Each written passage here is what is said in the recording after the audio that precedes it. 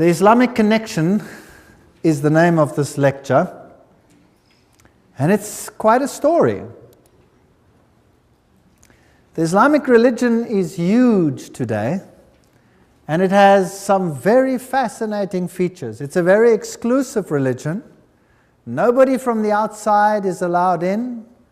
If there are pilgrimages to Mecca, only those of the Islamic faith are allowed to go to these pilgrimages. It is an exclusive religion. Evangelism in Islamic countries is totally forbidden. This religion has full control of the entire territory which it controls. Now, who and what is Islam? Millions of people make the pilgrimages to Mecca, where they worship at the shrine of Muhammad. What a privilege it is for them to make the pilgrimage. There's another religion which also propagates pilgrimages, and that is Catholicism. So you have pilgrimages to Lourdes and the Marian sites and to Fatima.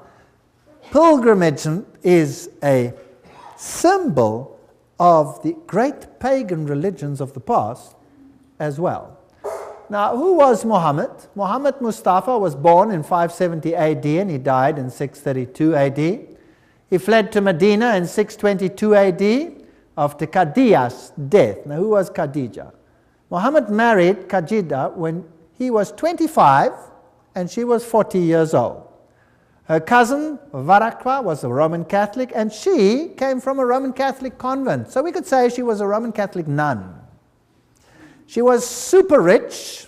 She lived in a convent, and she had the whole of the economy basically in her hand, and she employed this young man, Muhammad, whom she then also married. Muhammad marched on Mecca in 630 AD, 2 years before he died and 4 years before Omar became Caliph. And the Quran was compiled in 650 AD. And Muhammad, who couldn't write himself, had a scribe to write down what he saw and what he heard. And the Quran is different, apparently, from all other religious writings because it was a directly dictated book. So it is not just transcribed by a prophet, so they teach, but it is the very word of God, and therefore it must always remain in its original Arabic language. That is what is taught in the Islamic religion. The symbol of Islam is the sickle moon and the star. The star within the sickle moon. Now, where does this symbol come from? And who is Allah? Well, let's go to some interesting quotes, also from encyclopedias of religion and etc.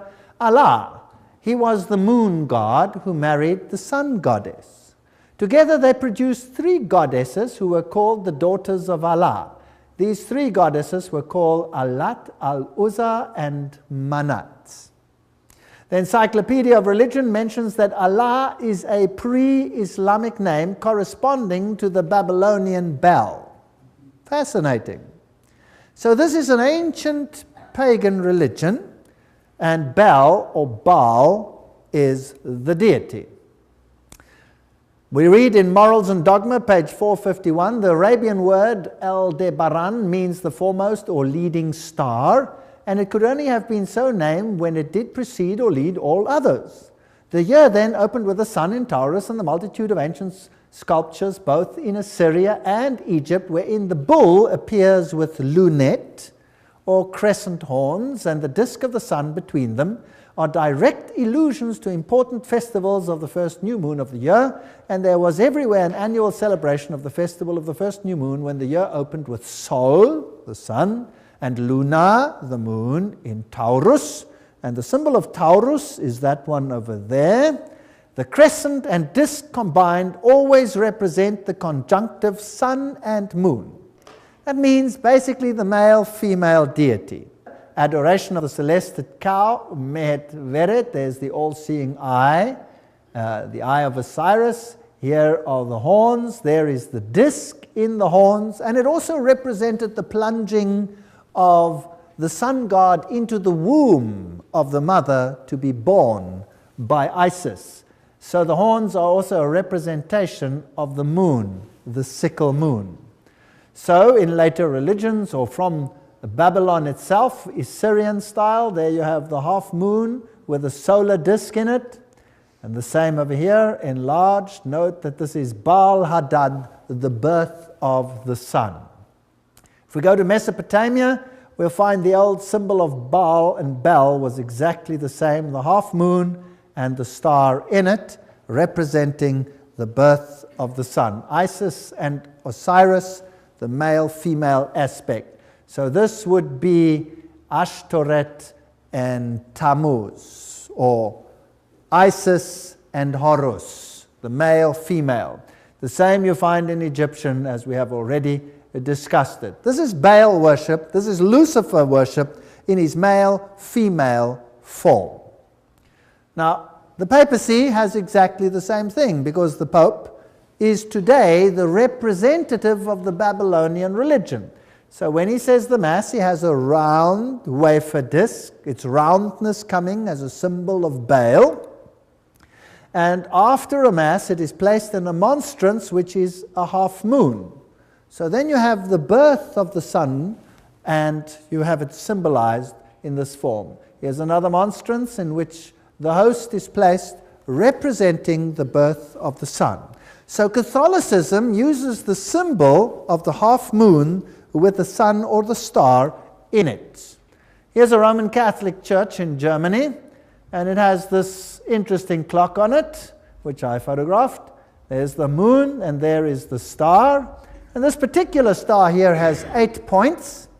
And as this clock moves round, of course, every time the long arm and the short arm intercalate, you have the birth of the sun god. Baal Hadad, Baal Hadad, Baal Hadad, every now and then, every hour of the day.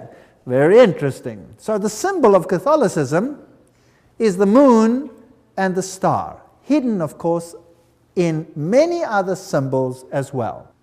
Now, this ancient religion existed before Islam, and the initiates of this religion, as we saw in Morals and Dogma, were the insiders, like Origen, for example, and the Bishop of Alexandria. These were the initiates who harbored the ancient religion, and they were Christian, so-called, but of course they were not Christian. They just propagated that for the Goyim, Catholicism.